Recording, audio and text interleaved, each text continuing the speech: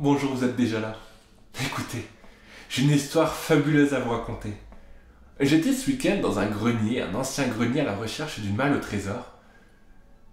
Et je suis tombé sur un trésor qui est, je pense, plus beau encore. C'était 2 pages qui semblaient issues d'un ancien grimoire. Elles étaient poussiéreuses. Et pourtant, on voyait encore au travers de l'écriture. Mais c'était impossible à lire. Alors, j'ai soufflé dessus et j'ai vu apparaître le titre.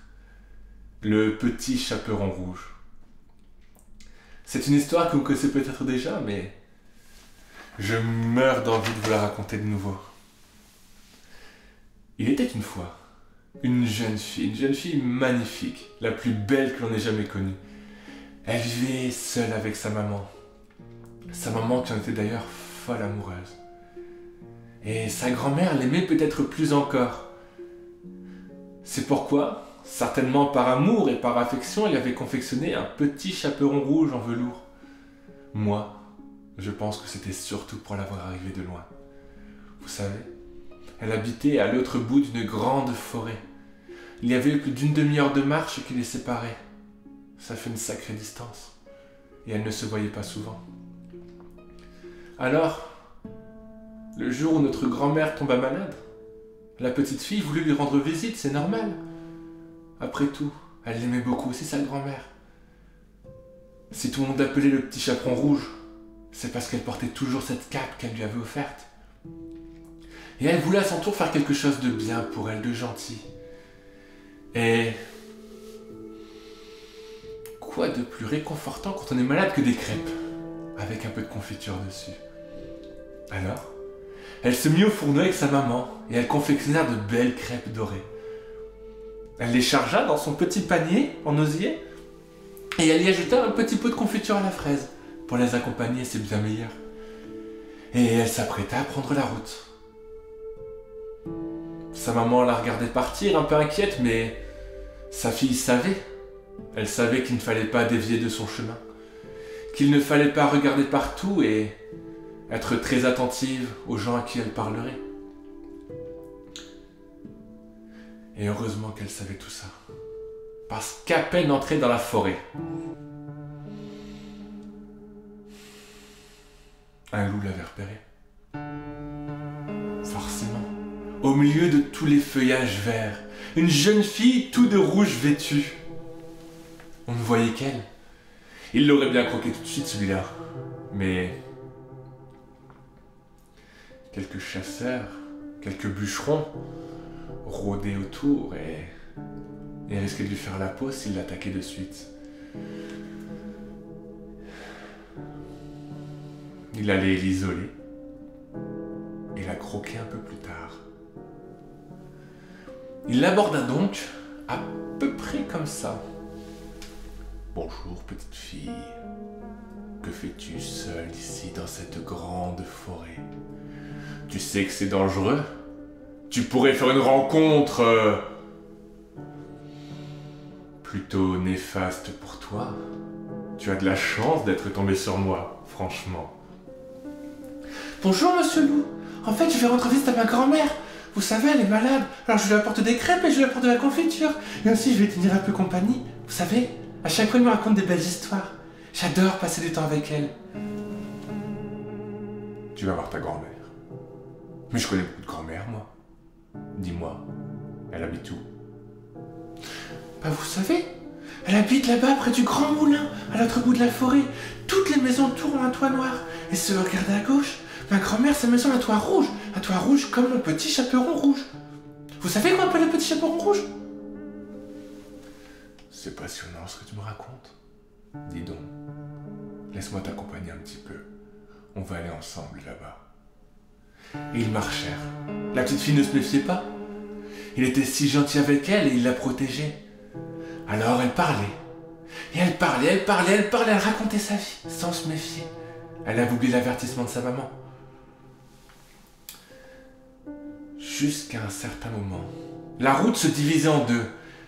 Soit elle partait à droite, soit à gauche. Son chemin, elle le connaissait par cœur. C'était par là. Le loup, lui, voulait l'emmener près de sa tanière, de ce côté. Mon enfant, viens avec moi là. Par ici, tu verras. Tu arriveras aussi vite au moulin, je te le promets. Mais je vois que tu ne regardes pas autour de toi, que tu es concentré sur ta route. Profite un peu des merveilles de la nature. Regarde. Je te promets que tu trouveras des fleurs de toutes les couleurs. Des jaunes, des rouges, des roses, des oranges. Tu pourras faire un joli bouquet pour ta grand-mère. Elle serait ravie. Écoutez, monsieur Loup, mon chemin passe par là. Je suis désolé, nous devons nous séparer. Je vous dis au revoir et à bientôt peut-être. Mon enfant, écoute. Viens avec moi. Fais-moi confiance. Si j'avais voulu te croquer, je l'aurais fait bien avant, tu ne te crois pas ? Mais monsieur Loup, je ne dois pas dévier de ma route.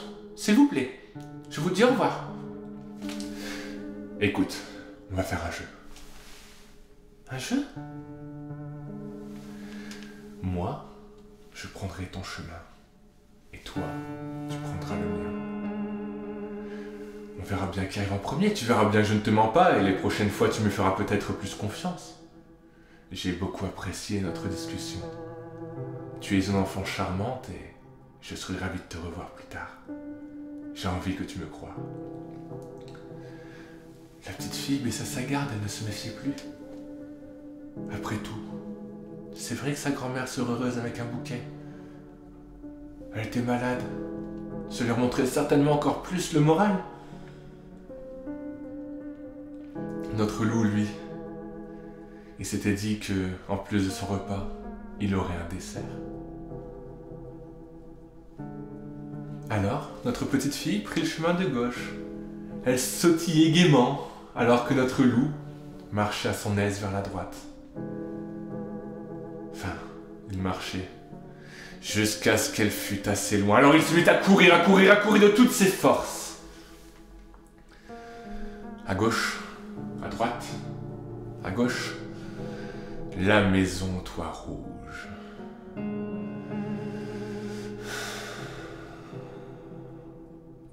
Il ne lui restait plus qu'à convaincre la grand-mère maintenant. Tac, tac, tac, tac, tac, tac, tac.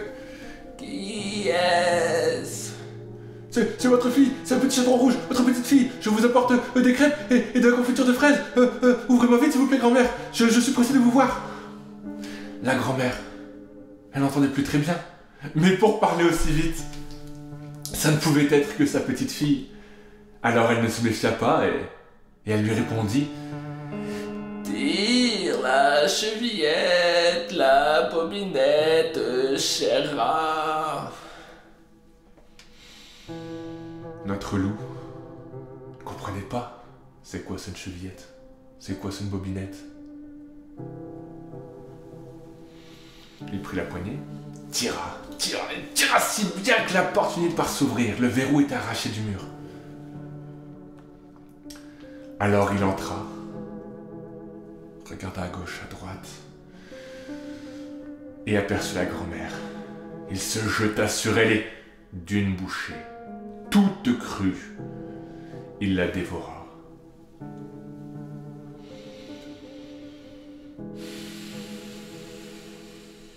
Mais son plan ne s'arrêtait pas là.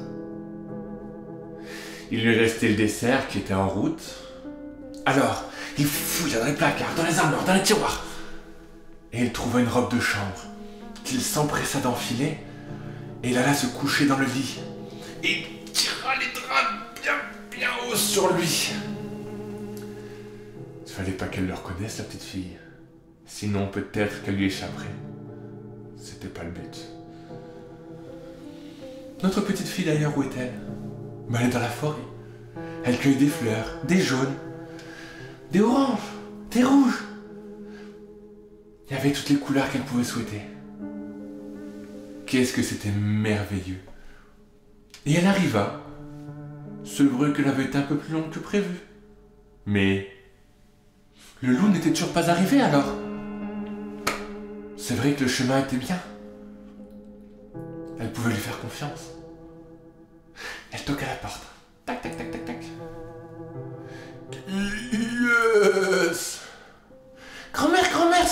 c'est le petit chaperon chez ta fille. Je t'apporte de la confiture et des crêpes. Et j'ai même une surprise pour toi. Très bien, mon enfant. Tire la labo. Entre, c'est ouvert. Oula, grand-mère, tu es très malade. Attends, j'arrive, je me dépêche. La petite fille entre et ne voit pas sa grand-mère. Pose tes affaires sur la table et viens me rejoindre dans la chambre. Oh mais grand-mère, tu es très enrhumée, dis donc. J'arrive, je me dépêche. La petite fille vide son panier, ses crêpes, sa confiture et son beau bouquet. Et elle rejoint vite sa grand-mère dans la chambre, mais quelle ne fut pas sa stupeur. C'était vraiment une drôle de maladie qu'elle avait. Grand-mère, mais que tu as de grands pieds. C'est pour mieux te retrouver, mon enfant.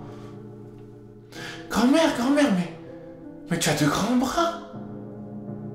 C'est pour mieux t'embrasser, mon enfant. Grand-mère, mais tu as de grandes oreilles. C'est pour mieux t'écouter, mon enfant.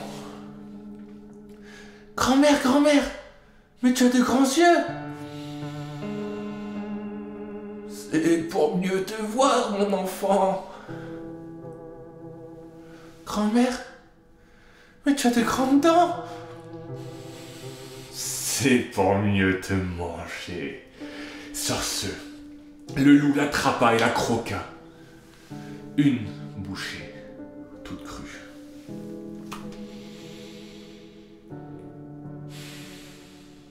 Si seulement elle avait bien tenu compte jusqu'au bout des conseils de sa maman. Si elle était restée sur le chemin, si elle n'avait pas dévié, si elle n'avait pas écouté ce loup, elle serait encore là aujourd'hui. Malheureusement, les loups sont un peu partout à nous attendre, à vouloir s'en prendre aux jeunes enfants, de la chair fraîche et des proies faciles. Si elle avait écouté sa maman, peut-être qu'elle n'en serait pas là. Mais je vous avoue que l'histoire n'est pas finie. Alors que notre loup prenait une sieste bien méritée après tout, il avait bien mangé, l'estomac était bien rempli.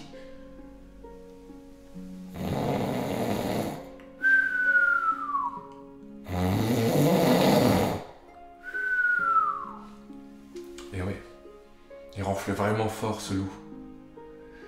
Et tant mieux pour la petite fille parce que l'un de nos bûcherons qui était tout à l'heure dans la forêt, eh ben, elle habite près de chez la grand-mère. Et il passe et... Étrange. Alors il regarde au carreau, qu'est-ce qu'il voit? Il voit un loup terrible, avec un ventre énorme comme ça, qui dort dans le lit de la charmante dame. Alors, eh ben il rentre. Le verrou était forcé, donc tout le monde peut rentrer. Il prend sur la table une paire de ciseaux et dans la chambre, il coupe le ventre de notre loup. Il en fait sortir la grand-mère et la petite fille. Il les avait avalées tout entières. Il était donc possible de les récupérer très facilement. Et allez me chercher des cailloux, les plus gros que vous trouvez, et on va remplir son ventre. La grand-mère et la petite fille se mirent à la tâche. Et le bûcheron chargea le ventre de la bête. La grand-mère le recousut. Et les trois compères allèrent se cacher. Silence, notre loup va se réveiller.